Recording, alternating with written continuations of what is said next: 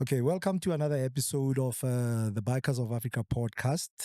Today we're taking a deep dive into the world of enduro, and we're sitting with none other than Brad Evans. Oh, not Brad Evans, Brad Stevens. But I've been called I'm many sorry. things. I'm sorry.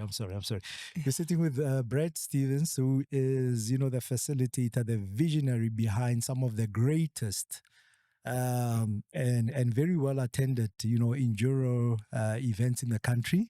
One of them being the South African National Enduro Series. Can 100%. we call it that, Yep. right? And then this past weekend, we just came off. Literally an infant, right, of another enduro challenge. Is it called TUFF or is it called the TUFF ONE? What's the right? It's the TUFF ONE, but TUFF is becoming a life of its own. So everything seems to be getting called tough. But hard enduro is the TUFF ONE. Then there's obviously some other facets within TUFF, but it looks like TUFF is the one that's got the life and the momentum. So awesome. TUFF ONE. Awesome. So we also obviously had the privilege of, documenting it, filming it, and sharing it with the biking community. Thanks for the invitation. And good to have you there. We had an awesome time, right? So I think without, further ado, if you may kindly just introduce yourself to, the viewers. So, Ingo, firstly, I mean, it's great to be here. We've had many conversations and a great weekend together. I think we both spent the last week recovering from TUFF and a great weekend. So, my background, I'm an ex-corporate boy who's now got into biking. I only actually started riding bikes when I was 40, so I'm giving my age away. So what is that, 14 years ago? And, I'm passionate about it, especially on the off-road side or the enduro side. And as we stand today, I wear two caps. So I'm chairman of the working group for Enduro on MSA side. And then I'm a partner in BPM, which is where the TUFF brand sits. So I'm on both the administrative side of the motorsport side of enduro and hard enduro, and on the events and lifestyle events side of the business. I see two sides of the industry. And so that's where I enjoy my job nowadays. I'm out and about setting routes and enjoying myself. And obviously a big part of what I do is driving enduro as a sport, trying to bring new people into the sport and drag the industry along. It's a great business to be in. I think there's a lot of talk about how the biking industry has been under pressure for a while. But if you look at bikes, it's a lifestyle game. Anything with two wheels, whether it's a bicycle through to an adventure bike or a Harley, two wheels take us to many, many places. So while my passion is enduro, I'm also a lover of anything two wheels that makes a noise. Awesome. And then how different is TUFF compared to other enduro challenges? I think TUFF, I've had a bit of frustration within the sport of enduro over the years. As a rider, I didn't see what happens in the background while riders are out there doing their thing. And then as I started to race less and supporting my son, I got frustrated with the fact that we riders and spectators sit in the pits and riders disappear off into the blue for an hour and a half. They come back through the pits in first gear, all muddy, dusty. And the thing is, as a spectator and a support crew, you're getting muddy and dusty as well, but you're not seeing any action. Yeah. So that was a big frustration with me. And with the National Enduro, like I said, to the clubs, the MSA clubs, and with TUFF, if we don't bring eyeballs and spectators to the sport, it'll die. You can have the best sport and showbiz or entertainment value, but if it's sitting out in the bush with no eyeballs, it's not going to grow. And at the end of the day, the partners who support any sport are dependent on media and eyeballs. That's what sells the product. A guy out in the bush with no visibility is not selling anything. So That was a big drive that I had through National Enduro with the Enduro Working Group Committee. Okay. And TUFF, you know, the differentiator with TUFF is that is geared around lifestyle and spectators. So as you saw on Saturday, any TUFF event is geared around entertainment. It's almost like the circus, the traveling circus. So you're going to see TUFF pop up, spectators first. Yeah. But absolutely, you want to give a great experience to the rider. Yeah. But importantly, is we want to see moms, dads, uncles, aunts, and new people to the sport arriving at a TUFF event and seeing what these athletes do. You know, if once you see enduro and hard enduro in action, and you see what these people are capable of, it's contagious. Even as a spectator, I'm not saying that it 100%. needs to be a rider, Yeah. but it's one of the toughest sports in the world without a doubt. So it's TUFF is all about bringing it straight up front and personal to the spectators. Yeah. And then how do you cite, when you cite scouting, right? Can you talk more about that process? What is it that you look for? Where do you start? How do you basically go out there and identify a good site to host So such an you event? know, in South Africa or in Africa in general, we're blessed to still have space. We don't have too many bunny huggers around, although they are popping up every now and then. Yeah. And rightfully so. I mean, we've got to look after the environment, but you also got to have make use of land. Sure. And use it responsibly. So, you know, in South Africa, we're blessed to have that. So when you are putting a race together, you know, depending on what it is, if it's a 3-day hard enduro, obviously that requires a lot more ground, bigger distances. So you're looking at loops of I mean, you could be doing 120, 150 Ks a day. So that's obviously from a logistical and complexity point of view, different to for example, a TUFF event where you have a shorter loop. So you're cycling riders through in front of the spectators on a more regular basis. So that's less complex, but obviously you've got higher volume on the route. So when you're setting a loop, obviously safety is super important. You've got to build your loops that riders enjoy it.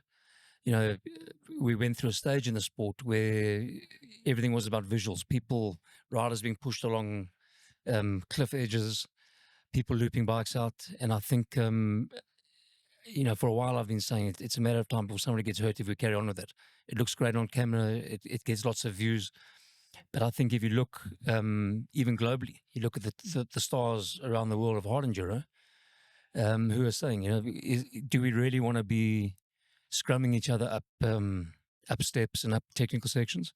Because it neutralizes a race. So if your top 3 guys all have to help each other, now how do you work on who's going to get off first? So setting routes is you want to make the visual aspect of it and entertainment aspect of it prioritize it, but you want to add safety and you want to add enjoyment for the rider. Sure. So yeah, route setting good route setting is an art. Sure. Especially in enduro. You know, off-road is straight line, flat out, as fast as you go. Enduro is a lot more creative and using a lot more different types of terrain. And what did you take away from this, past one, right? Is there anything that you would want to add on? How do you see it evolve, in the future? Do you have anything planned already as far as TUFF is concerned? Absolutely. So if you look at TUFF, TUFF is a 2025 project. Okay. But what we are doing now, as we move into the rest of the year, is testing different formats. So if you look at the first TUFF one, that's a format we're all familiar with. Short course, hard enduro. You'll get some style from overseas. Lots of high impact action around the pits, 1-day event. Okay. Moving into, we've got Odie Stadium, which is coming up. Hopefully we confirm that next week. Okay. That's an abandoned stadium that we're going to go race in. Okay. So that's a different type of format. So we're testing that. Then we've got... It's still under the same umbrella. Still under the same umbrella. Sure. So what we're doing is we're testing different formats. Okay. And seeing how that works with spectators, how it works with our partners. Okay. So that as we move into 2025, we know, right, okay, that format works, that doesn't. Okay. It could be vendors. There's many things that we're testing, whether it's timing, vendors, communication, media. We're using this remaining 4 or 5 months of the year Okay. to test different formats. So we're popping events up, and that will move into a more structured series Okay. of different formats in 2025.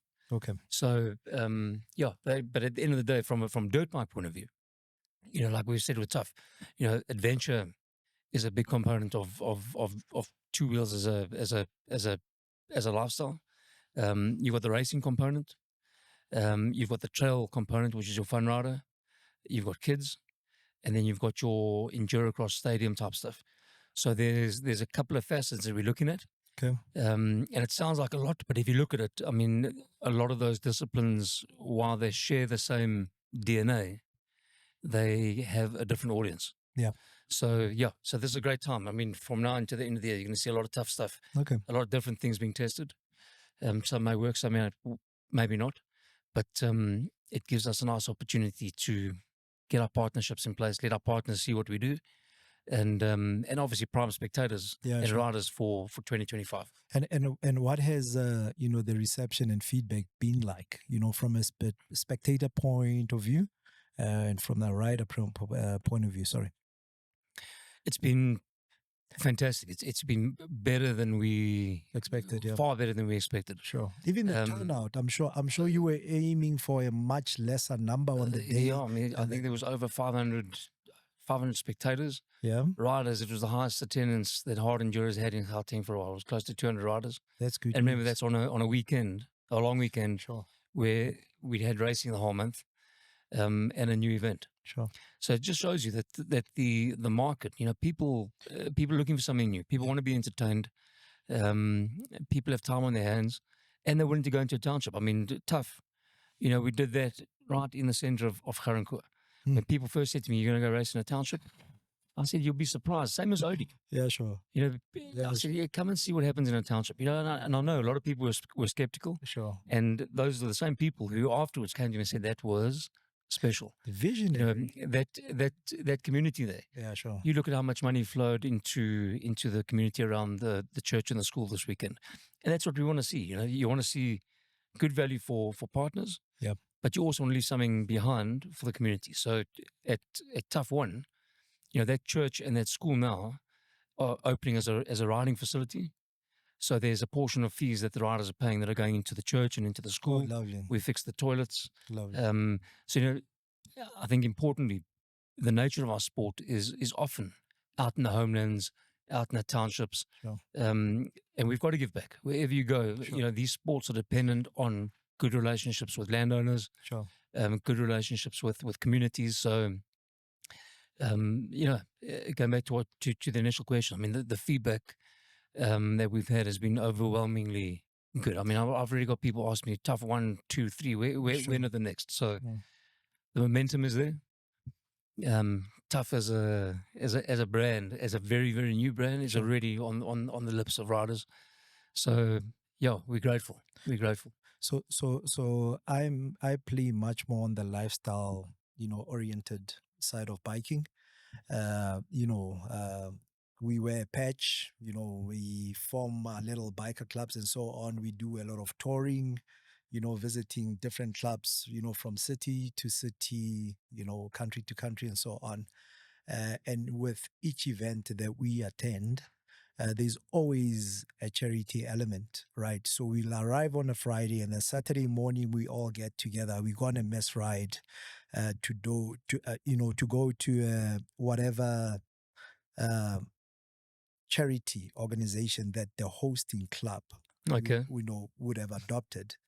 And then we do our thing, and then thereafter we go to a rally site, So on the enduro side of things, I'm not too sure whether this is one of the first where you go into that competitive space, but then you also carry that, charity element into the event. Has it always been there, or is this one of the first events where you are now starting to pioneer that?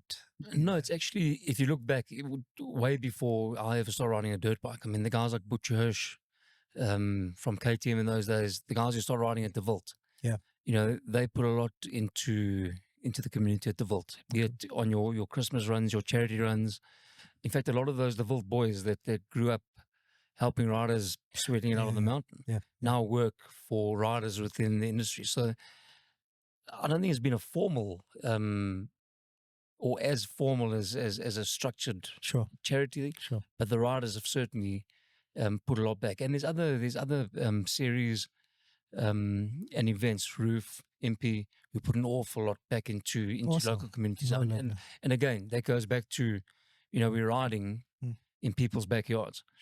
And I think the culture of, well, you can see across your side, across our side, the culture of the motorbiking community is giving back.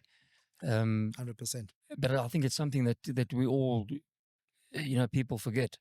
I think it's something that we've all got to be aware of, especially as pressure comes on land. I'm not saying that we've got to be nice in order to get land, but we are riding in places that are under pressure, both as communities and environmentally. So, giving back and making sure that we build those bridges and leave something positive behind.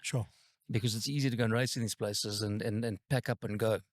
Monday morning, those guys wake up and life goes on. So make a difference, leave something positive, and definitely as from a tough point of view, that's going to be a big focus of us, is making sure that we leave something sustainable where possible, wherever we put a footprint down.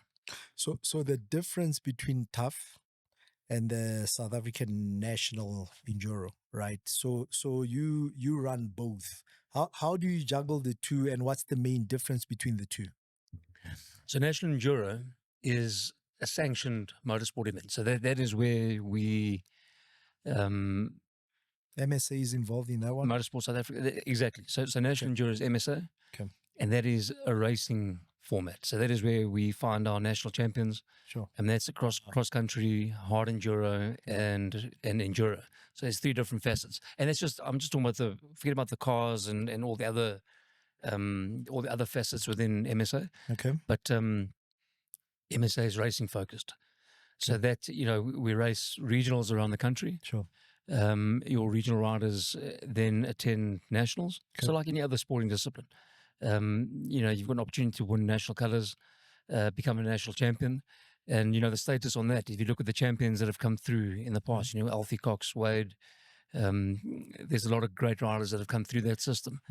And I think, sponsors, the ultimate testing ground for talent and ability is nationals. Is this where the team that represents South Africa in the motocross? No, that's motocross of nations. But no, you're spot on. So for example, they come through the MSA motocross system. So where there's motocross of nations, if it was the Enduro World International 6 days, that would come through that system. So MSA is the platform, and they get a lot of MSA over the years has taken a lot of abuse. Everybody seems to think that all the money that goes into MSA gets siphoned off somewhere. It doesn't. MSA put a huge amount back into the sport, into looking after riders, looking after landowners. And you need to have a sanctioning body, in a sport where you have variables, and it can be dangerous. If you have uncontrolled cowboy events, the potential for chaos and danger is there. So MSA do a great job of sanctioning, bringing structure, bringing rules. Not that everybody listens to them, because there are events. I mean, TUFF isn't sanctioned at the moment because we're busy working out the framework of how we do it for next year. But it would be an MSA sanctioned event. But it's important to have a body that oversees and brings some sanity to an otherwise very insane accountability, I guess. If anything happens 100%. And so on, right? Some people will run with your money. If it's not money, there's injuries that could happen, and then people, need to be held accountable when those things happen. With motorsport, unfortunately, the motorbikes, well, any motorsport can be dangerous. So I think enduro and hard enduro, I think the reason those two facets are doing well is because they're probably the same. It doesn't look safe, but it is safe because it's not high speed. you unfortunately, you look at other facets. You look at cross country. Yeah. That's if you and people hate talking about it, but it's the truth. Is that cross country is probably the second most dangerous motorsport in the world after Isle of Man TT. If you look at the injuries and fatalities we've had over the last couple of years, Really? in cross country. Hmm. And I keep saying, it's I don't want to knock cross country, but would you, if your kid comes through the door and says, "Dad, I want to go to Isle of Man," you're going to do your level best Yeah, to talk no, him for out of sure. that. And Definitely. cross country, it's running out of space. Mm. It's a speed game, and it has a low barrier to entry, and it's something needs to be done. Yeah. With cross country, because in its current format, people are getting hurt. And it'll hurt the sport ultimately, and that's why I say you come across to enduro. Yeah, it looks dangerous. It's bloody difficult physically, but it's safe. It's just got a slightly higher barrier to entry in terms of skill. Speaking of barrier to entry, it's a question I wanted to ask earlier. And then how does one qualify, to participate in TUFF? There's no qualification for TUFF. So we've set, going back to what you asked in the beginning about routes, is we set those events up that you have a loop structure or a track structure that can cater for someone new to enduro, right through to what you saw on Saturday to a goal loop. So there isn't a qualification process as such, but obviously, once you start getting into enduro, you need to have a base level of skill. You wouldn't arrive at an enduro fresh off the boat and jump on a bike. You'd lose teeth. So TUFF, no qualification, but we've set TUFF up to be tough. There's a lot of events. Roof was I think I stand corrected. I think Roof was the original gold, silver, bronze model. Sure. Yeah, and gold. There's very few gold Roof of Africa competitors medals around. That's one of those things. I think more people have been to Everest than have been to. In fact, definitely more people have gone up Everest than have got a Roof gold medal. But you have a lot of events now where gold, I go off and I get a gold medal. So, I still, I'll probably take some heat for it. I'm one of those purists. I've done 7 silver roofs, so I still don't have a gold. And for me, a gold medal is that's a roof. Sure. I had a little thing in my garage that said hang gold medal here. I've never got it.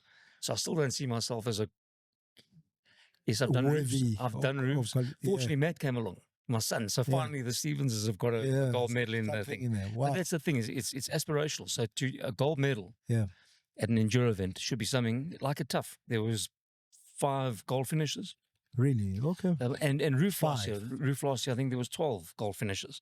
So, a gold medal in an enduro, in a hard enduro format, should be aspirational. Something worthy, 100%. There's a lot of people that go to these events, they get a gold medal, and they arrive at a TUFF, and they struggle on a bronze. Yeah. So, but that's the nature of the sport. But you want to have something that's aspirational and that you've got to grind to get. And when you mentioned, how tough, acquiring the gold medal was, one can see how well balanced, right, the event was, because there are some guys who really struggled, with the routes that were set up. And there were some who were there just really, really having fun, taking things easy and light and so on. But I couldn't help but notice, some of the riders arriving way long after prize giving, but I mean, they still had the smile up their faces, it was just for the fun of it. You know what I mean? That's that camaraderie of enduro, because you're out there for a long time. Sure. That was a short course enduro. Sure. And we had guys who were out there for 5 hours. Yeah. So it's one of those, and it's probably one of the attractions of enduros is people want to be challenged. Sure. People are looking.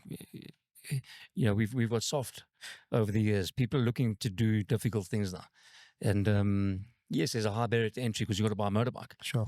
But if you're fortunate enough to have that, it's a brilliant way to test yourself. I mean, enduro, you just going to look at what an enduro athlete, the calories he burns over time. It's frightening. It genuinely is one of the toughest sports in the world. I mean, that's anybody can debate that. I've been invited, by Oki, on some of the runs that they do, and each time I climb on a dirt bike, I realize how unfit I am, because in a space of 10 to 15 minutes, I'm finished, so it's extremely demanding, yeah.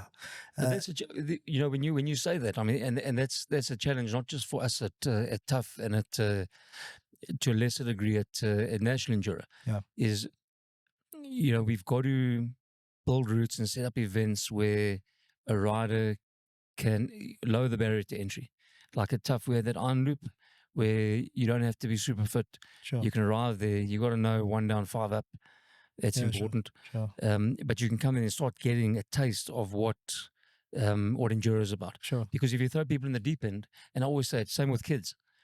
If you go and try and deep end them in the beginning, next Saturday they don't want to go. Sure. Sure. So I think it's important for us as a sport to, and a big part of TUFF you'll see with our 3-day event in April. Yeah. A big part of that is going to be taking kids on a hard enduro. So we're going to have a kids format. Okay. At TUFF, at the first TUFF rally, but we're going to start doing training events and training classes awesome. now, and move them through to that first TUFF rally. So at least you haven't just dropped them in at the TUFF rally and now you've got crying kids all over the mountain. Yeah. So we're going to take them over a 5-month training plan with Armand and Matt. Sure.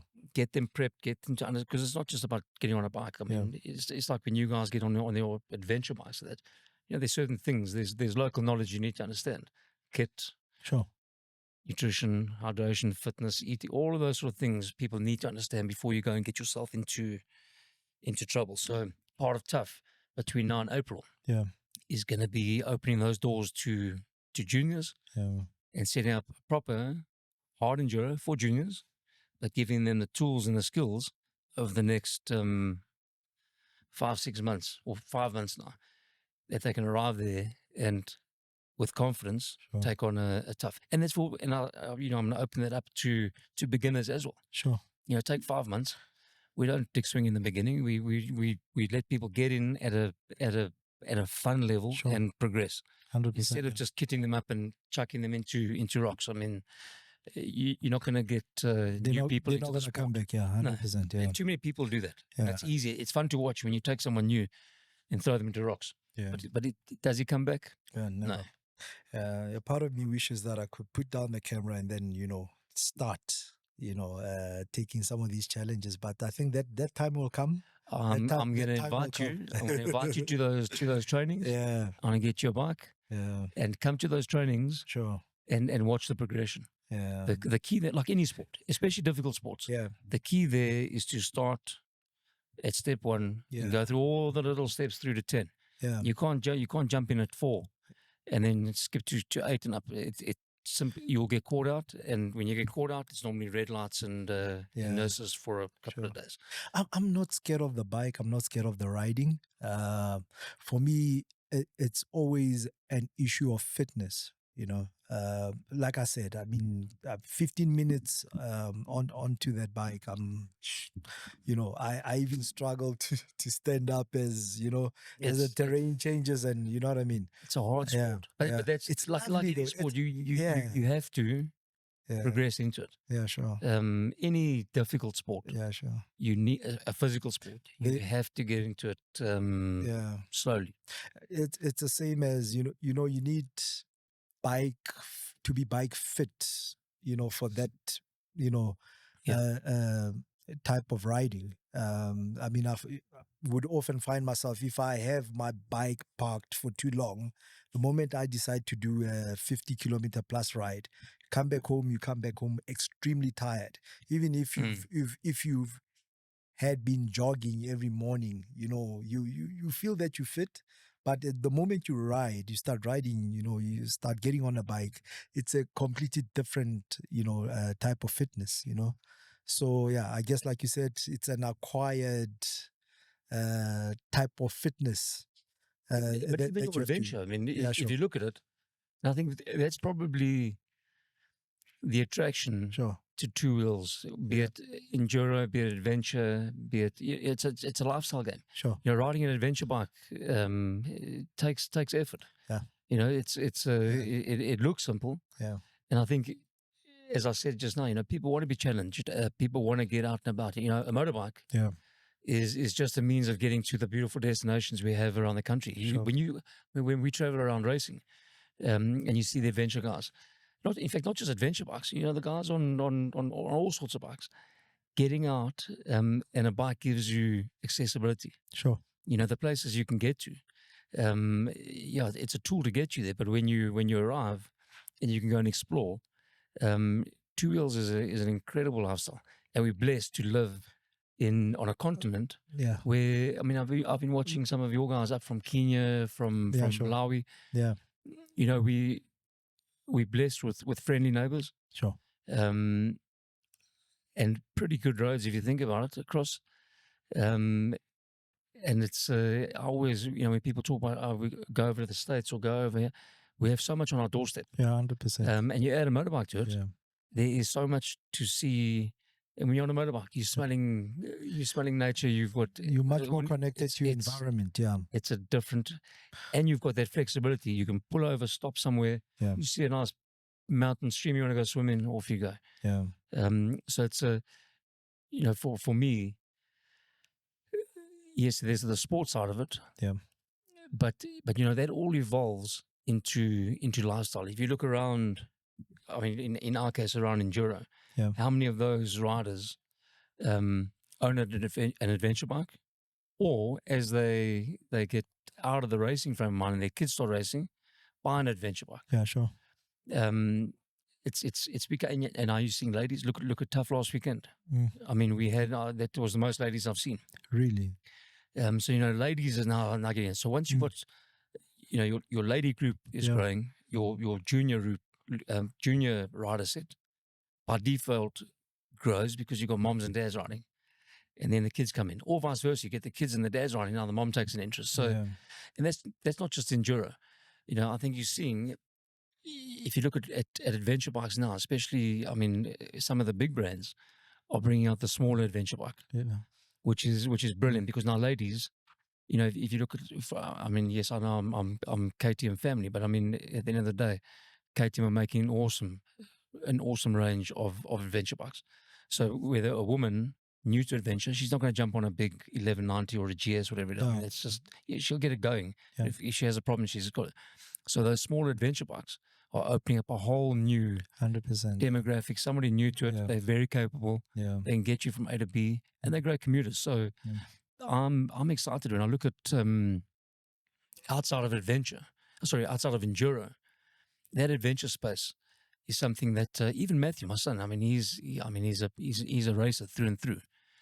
But he often says to me, you know, Dad, hey, I cannot wait till you and I can get on adventure bikes yeah, and go and explore And the take things places a bit easy, yeah, sure. that we've been riding. Get in a group. You know, I said, remember when you were kids? yeah, sure. In the afternoon, you came out of school, you got on your BMXs and you went out onto the road and you kicked around. That was the fun part of riding. And I think adventure, enduro, that sort of lifestyle, that getting out with your mates, Sure. like you say, I mean, on dirt, we don't have patches, but I think what we do, we do have patches. We have KTM patches. You know, you've got the KTM faction, sure. you've got Sherco. But at the end of the day, when people arrive on a dirt bike, we are all, our DNA, the way we think, the way we interact is very similar. Awesome. And we enjoy being in a group. Yep. Did I hear you say that you do have plans to incorporate adventure riding into TUFF as well? Yeah. Yeah. That's going to be a big focus within TUFF, adventure and trail.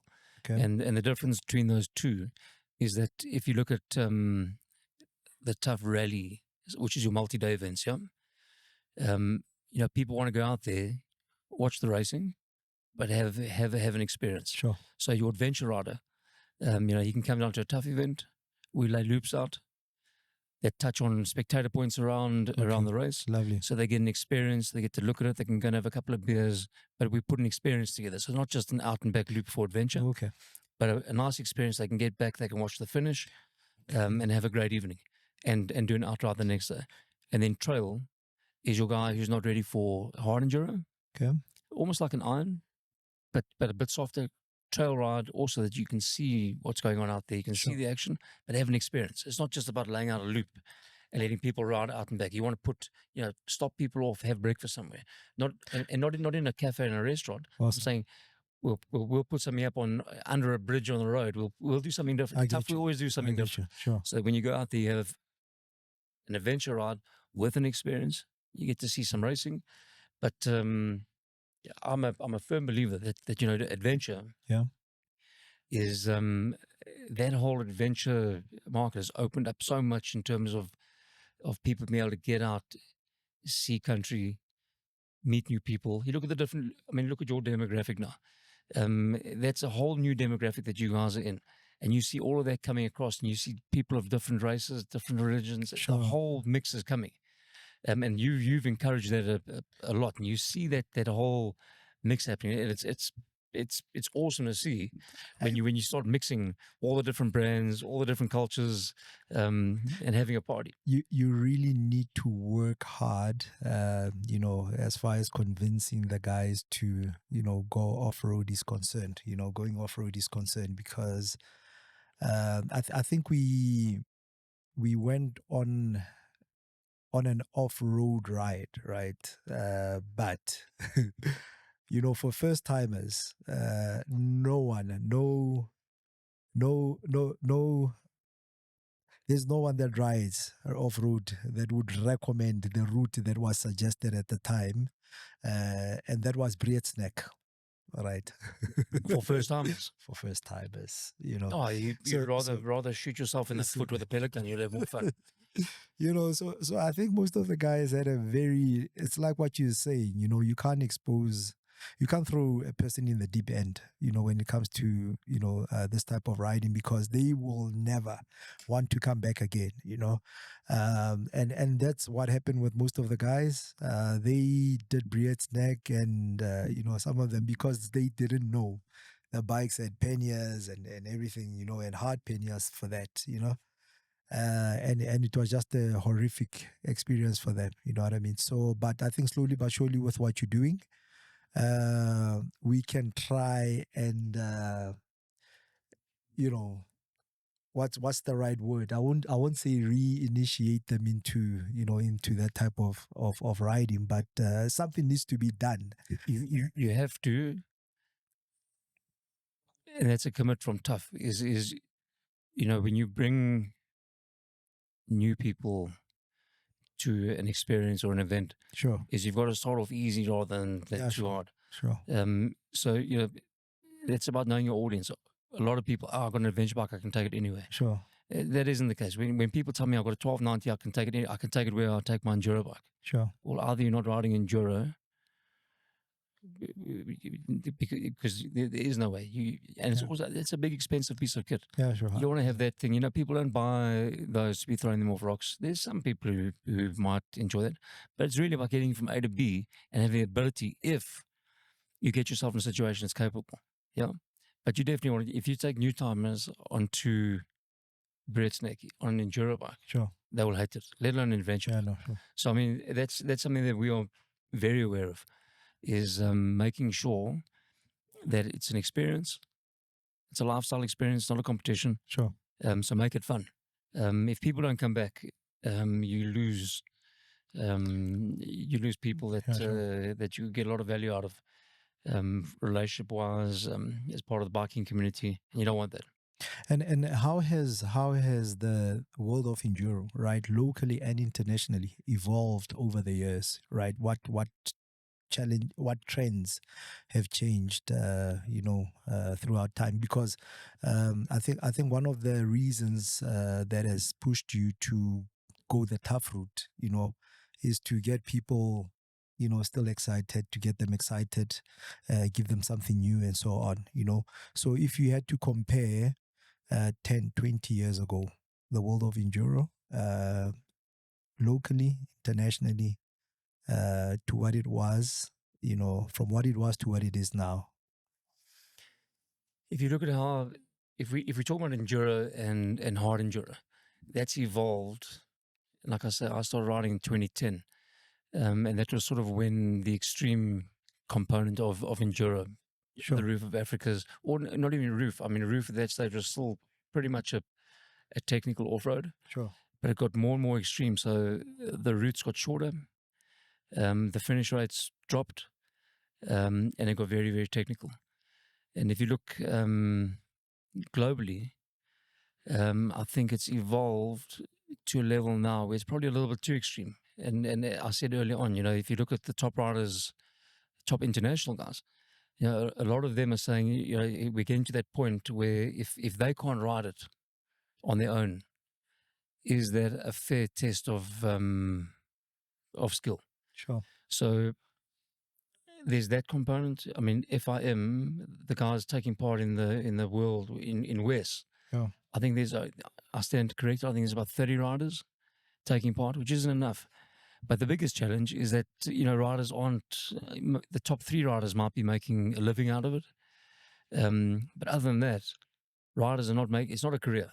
Anybody who thinks that that you can send your boy overseas Mm, and have a career, unless you have a trust fund or you've got money to throw away, that is not, it's simply, if I send Matt over to Romania, so that's 150, 200,000 Rand, that's sunk investment. sure, If he won Romania, he comes back with 5,000 euros. sure, So it's a vanity sport. It is, unfortunately, now it's not a career. If we change it, sure. and again, this is where the spectator and the media element come into it. Get that into the game. Now you can afford to start paying athletes. You can have a bigger audience, and that means you've got to change some formats. You've got to simplify things, but it has to be done because riders nowadays, they're putting their bodies on the line. Sure. It's a brilliant, brilliant spectator sport if you can get to spectators. And if we can do that, then they start getting paid. So globally, it's been evolution. Gummy tires has made a big difference. Rider skill levels have gone to a new. You look at what the guys are riding now, and how they're getting around these loops. It's incredible. So it's evolved, but it's probably, I think organizers have probably now got it a little bit too extreme. If you look at Erzberg, you've got events around the world where they're targeting 1 or 2 finishes. Sure. Is that good or is that bad? That's the question. If you want to see a spectacle, you probably want to have a bit more than that. But you definitely don't want your top riders having to help each other up I a get you. step and neutralizing the race. I get you. Are there any international trends that you would like to see happen here locally? I think, and this connects into TUFF. If you look at what the US Hard Enduro are doing, Yeah. and with their events, they've got great prize money. Okay. They've made their events very spectator friendly. Short course. So instead of this out and back, Okay. short, people pitch up, lots of spectators, good prize money because they've got spectators. Okay. And a big atmosphere. So those events, like TUFF, I mean, we look at those sort of things that happen overseas. Atmosphere, entertainment value, and not just the riding. I mean, whether it's bands, whether it's music, DJs, those sort of trends need to come across. Your out and back racing, it will die at some point. Out and back, Yeah. will die because there's just no spectator value. I get you. So the clubs, like I say to the clubs, if you're setting 35k loops, Yeah. and riders are taking an hour and a half on a lap, you're missing it. At some point, those series and those things will no longer exist. It has to be high impact, short, sharp. Your Roof of Africa, MP, place like that, they've got they will always exist because they are rider focused. Okay. There's 3 days, long days in the saddle.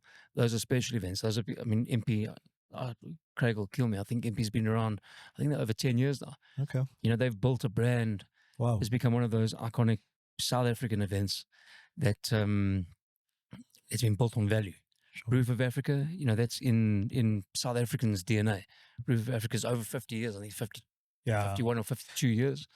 And with Robbie and Ross taking it over, that's going to new levels. There's always, every year, I mean, you see it. Yeah, sure. We all complain about Roof When the day comes, without yeah. seeing what goes into the preparation behind it. You're in an African country at the mercy of different different laws. Sure. It's a big one. So those events will be there, but I think we've got to start. Well, TUFF is going to push it.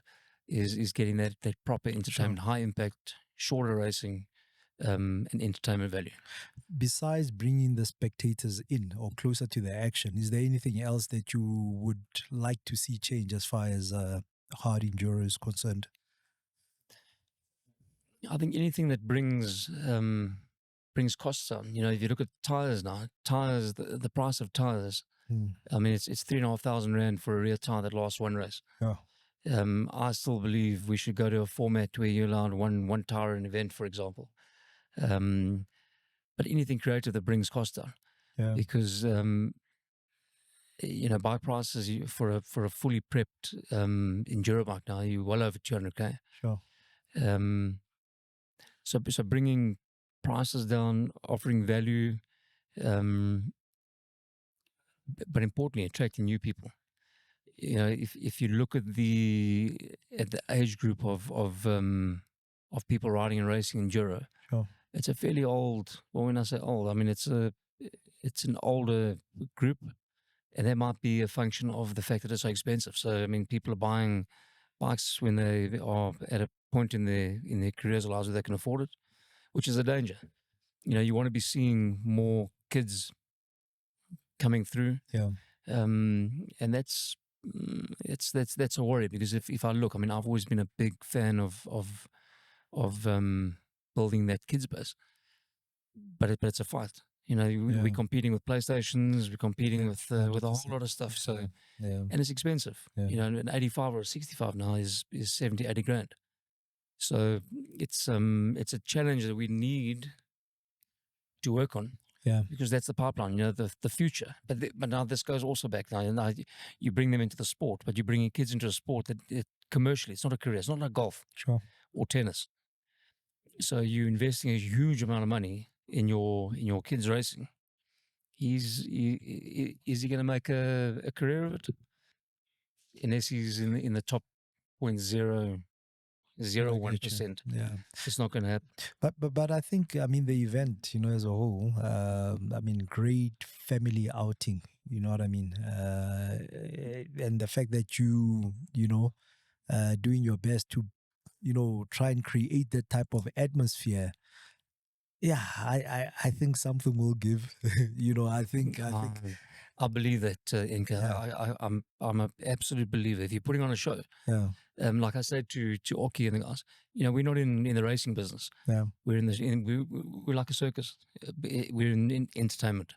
Yeah, is you want to put up, for me, when I hear a dad waking his kid up on a Saturday morning, putting some sunblock on a cap, and say, right, we're going down to watch a TUFF, then I'm winning.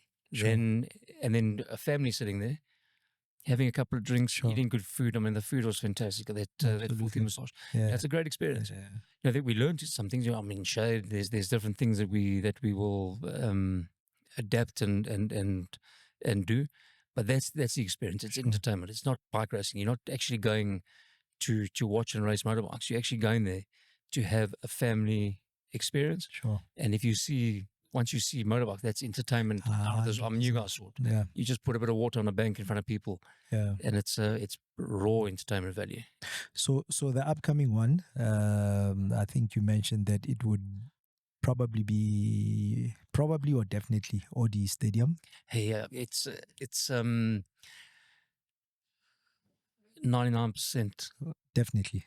Yeah. So it's definitely no, it's not even I'm pretty sure Monday we will know. Okay. And if we do that's going to be special, because that's number one, it's a stadium that the community want revitalized, rebuilt, or whatever it is.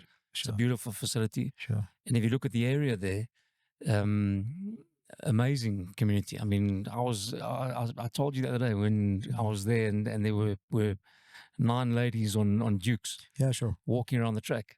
It's a community that like bikes, but also they want to be entertained. They've got a great facility there, a thriving community, and I think it'd be brilliant to have a TUFF there. So, and if we pull this one off, especially within a stadium, Sure. that opens a door to something bigger. You can bring, I still say, the TUFF down the line.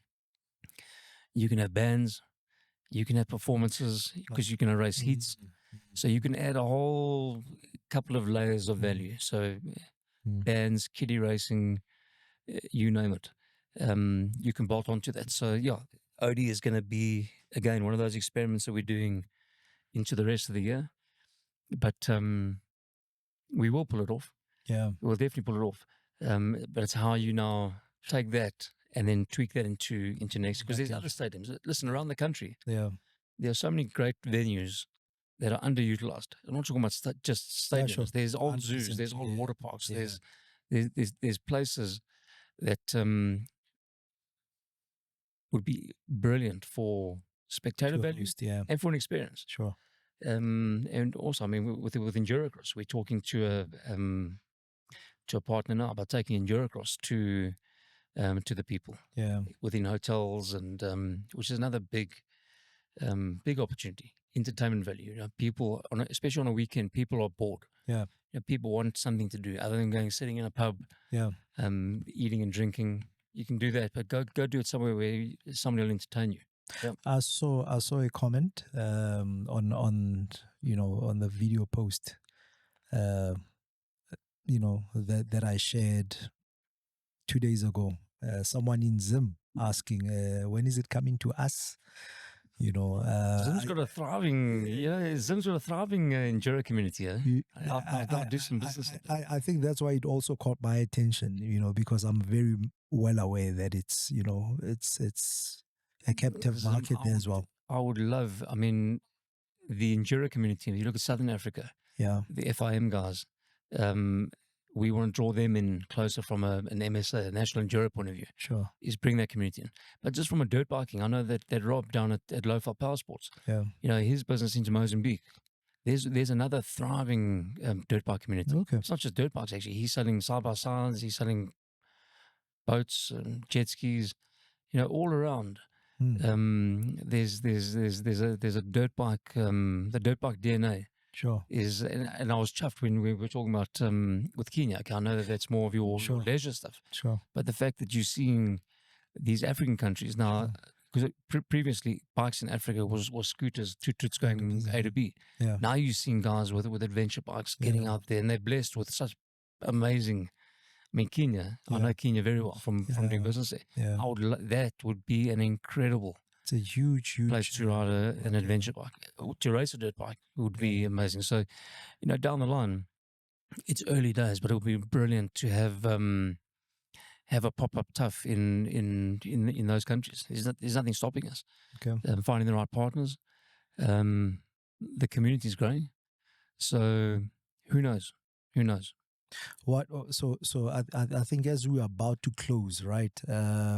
What advice would you give us, as a media platform, right? Bikers of Africa is a media platform. What would you like to see us do in order to ensure that this, the sport grows in the right direction? I think it's not just about the sport growing. I think it's about two wheels as a lifestyle. Sure. And I don't think there's platforms out there other than what you're doing that are starting to connect the dots between all the DNA two wheels. So your dirt biking, your fat boy, your Harley guys, your adventure guys.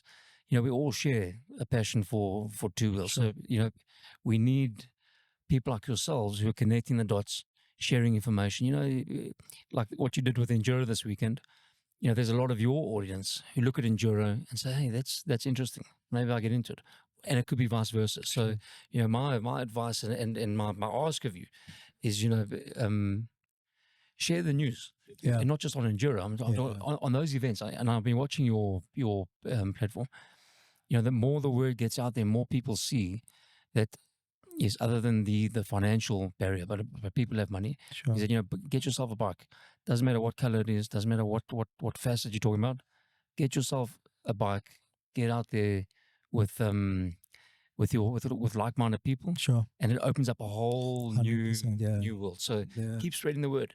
Connect the dots between that. My last thing, connect the dots between the facets. Yeah. Because the DNA runs through. Kids move into MX, into enduro, into adventure. We all progress through life. There used to be that picture of them crawling, walking. Yeah. Bikes is one of those things that's in our DNA. One of the first toys you normally get is one of those little push. Yeah. So just keep spreading the word. Can I tell you what I've picked up so far, right? Because as you well mentioned, that I'm privileged enough to be exposed, to different facets of biking and different biking communities and that type of thing, right? So I was riding an M1000R the other day, and then Oki was like, "Nah, that's not for me." They would have been poisoned too. So he saw me pull off, from a robot, and he's like, "Nah."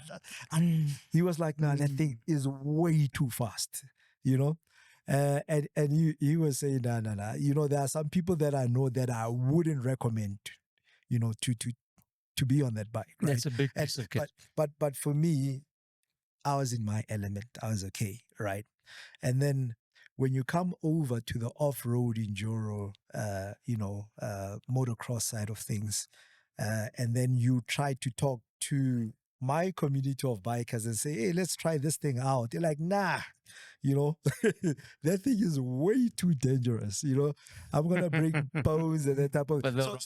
So that's where things are with me, right? Because I'm exposed to, different biking communities and that type of thing. And so I guess my sole and primary responsibility is to do what I did, right? Yeah.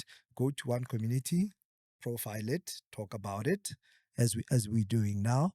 And hopefully that will have, a bit of a mass appeal and change certain stereotypes about, Absolutely. different communities of biking, But it's very funny how, you park two different types, one enduro, one road bike, here's an RR, and one enduro bike, and you put two riders there, they will look at each other and like, Listen, and we they would share the same DNA. It's got two wheels and makes a noise. But they would think that you're trying to kill yourself, and the other one would say the same thing. You know what I mean? So I guess as soon as we cross that bridge, then we will have that cross pollination happening between and it will happen. And it's that spectating. That's why I said like your demographic. Sure. Would get so much fun out of spectating. I'm not saying they have to come jump on them. Yeah. Come and watch a TUFF ONE. 100%. And it's one of those that you'll be talking about on Monday. You don't have to go buy an enduro bike, but you'll be pleasantly entertained. Yeah. No, lovely, man. Is there anything else that you want to touch on, you want to talk about, as far as, the plans that you have for biking in general? Because I can see you're a strong advocate for not just enduro, but, everything on two wheels. What would you like to see in the next, year, in the next 5 years going forward? Well, obviously, electric is going to be. Oh no, is coming. I hate to say, I don't want to ride a hairdryer, but no, for me, I want to see the sport expand. Well, not the sport. I want to see the lifestyle component of spread. Sure. So the adventure component, kids coming into it. Those two things there, the lifestyle and the kids side of it, super important. It's over the next couple of years, the industry is changing. I know that manufacturers are under pressure, dealers are under pressure, and there could also be a knock on after COVID, the spending spree. But over the next couple of years, it's going to evolve. It's going to evolve into a spectator sport. Okay. People who aren't offering value and to spectators and to media are not going to, those series and those facets are not going to be 100% sure. 3 years, 5 years, they won't be here. It has to be entertainment. And the sad thing is that it has a ripple, effect, right? So if it doesn't work out, in that space of, uh, competitiveness, lifestyle, and so on, you'll have less actually foot traffic in the dealerships because people Exactly. don't have interest. You know what I mean? Exactly. And then yeah, And that knocks through. yeah. So I think I think we're at the phase where we have to find synergies, right? Us as a media platform, you guys as event organizers, and really try, our best to, profile, motorcycling in a positive light. Like you said, that's the only way. That's the only way. Yeah. As long as you come to a TUFF Thank you so much. Thanks. and ride a 300. Nah, I'll do it. I'll do it. There's a side of me that has been. I remember when we started riding, right? It's only now in hindsight that we actually realize how reckless we were. You know, when we all started. So there is that side of me that can ride when I want to ride.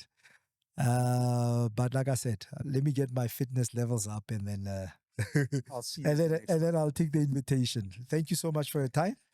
Thank you, NK. Keep up the good work. Thank you. Thank you. Awesome.